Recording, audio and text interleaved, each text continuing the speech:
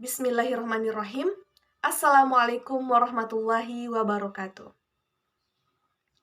Praise and gratitude let us pray to Allah subhanahu wa ta'ala, who has given blessings to us.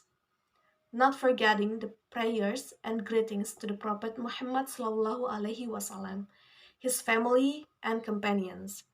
May we all seek his intercession and receive guidance until the day of judgment. Amin. The Honorable Lecturer, Mr. Dr. Kaharuddin S.IP M.Hum, as the lecturer of Psycholinguistics for language teachers. First of all, let me introduce myself. My name is Wafiyah Asyifah. I'm a student who majoring in English Education Department, Faculty of Tarbiyah and Teacher Training at the State Islamic University of Alauddin, Makassar. In this video, I will explain about my answers for the 5th questions. The first question is, in your opinion, is there any relationship between human language and human mind? Explain your answer about the representation of their relationship, if any.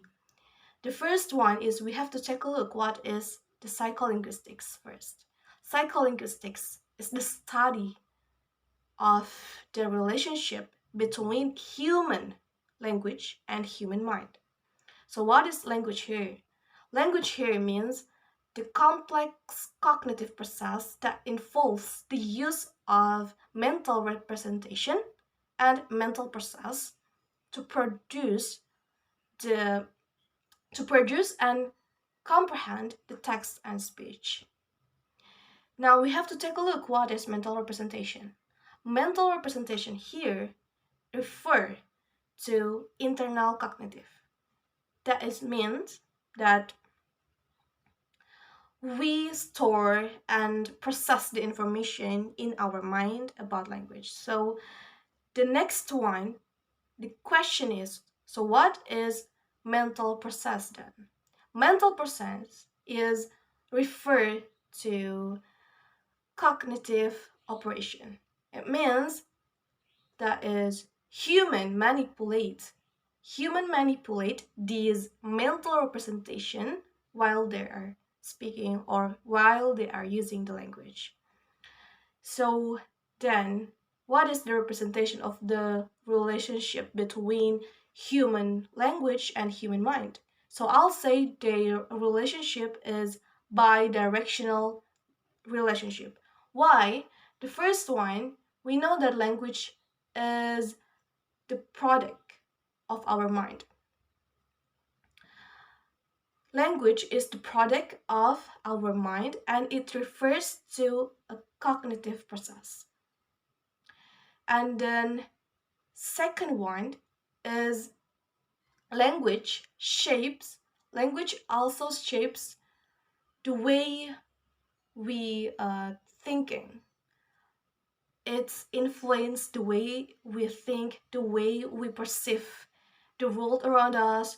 And for example, there is differences among the languages around the world. Also, the vocabulary, also the structure.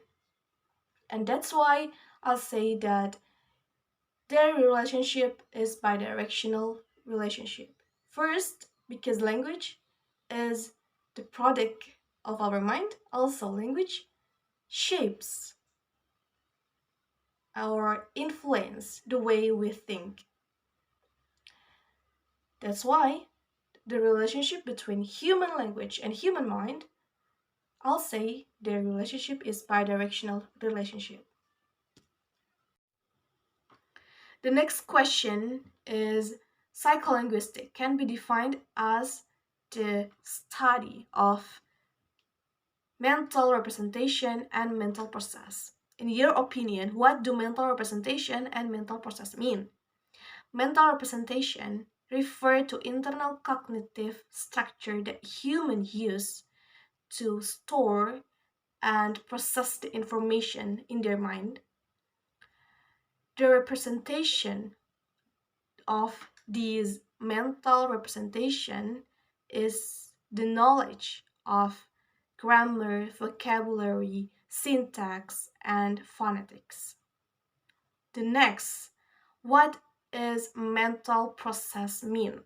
Mental process refer to cognitive operation that human use to manipulate mental representation. These mental representation in order to produce language, in order to produce and comprehend language. These processes include perception, attention, problem solving, and also memory. Now we move to the third question. What do you know of psycholinguistics? Either it's online or expert view. In online view, first we take a look, for example, from according to https://www.merriam-webster.com states that psycholinguistics is the study of mental faculties that involved the perception, projection, and acquisition of language. Now, what is mental faculties mean here? Mental faculties here mean or refer of cognitive ability. For example, the perception, the memory, the attention. And the second, so what is perception here mean? Perception here means the understanding, the receive the information. For example, when they hear speech sound, and etc. And then what is projection here? Projection refer of the produce of language. For examples, the process of produce the language, for example, when they are speaking, when they are writing, and etc. And acquisition here is a language learning process. We take a look to the expert view according to the Daybot K and Carroll GF 2010. They stated that psycholinguistics is the study of the cognitive process that support the acquisition and use of language. Here, cognitive process refer to mental activities that includes perception, attention, and decision making. The next is acquisition. As I said before, that acquisition is language learning process and refer to understanding, for example, speaking, reading, and writing. And the next is language use. When we use the language, for example, refer to a practical application, such as speaking and reading, writing, and etc. We have to understand the meaning of the word also. Next, we move to the question number 4. What are the advantages of learning psycholinguistics according to the perspective of language teaching and learning?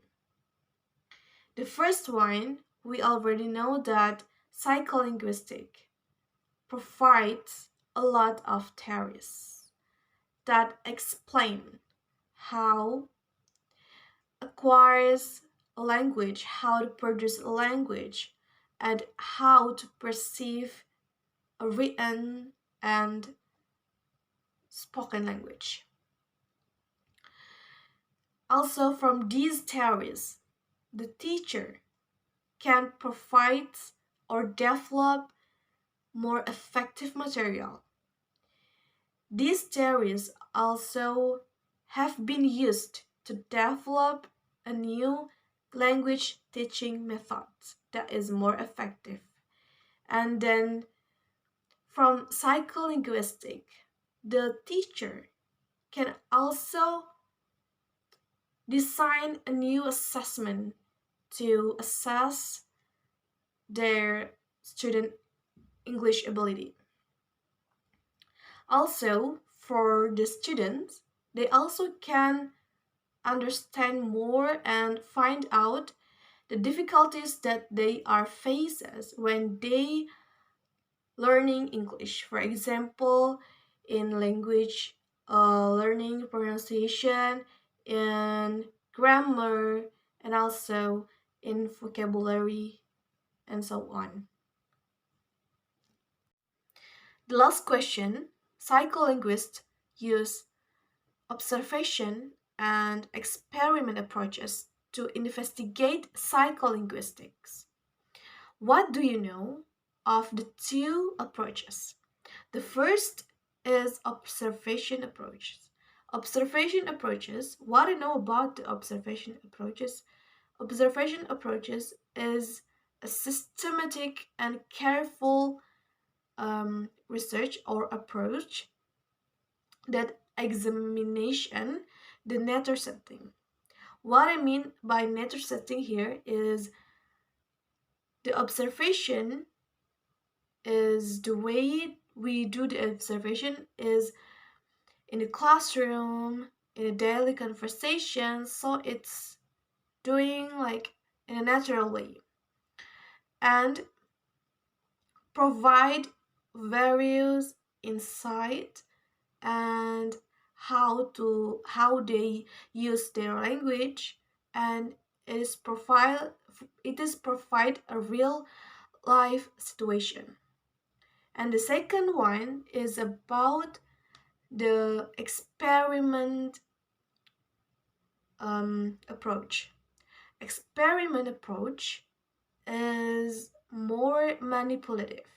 Why? Because experiment approach is using manipulative variable or control the variable, also control the test. It is investigate a different effect or that or method that they apply to them. So there is a control for the subject of the experiment, and then it have a specific variable and also have a specific test. That's the difference between observation and experiment approach. Alright, thank you so much for watching this video. That's all for me.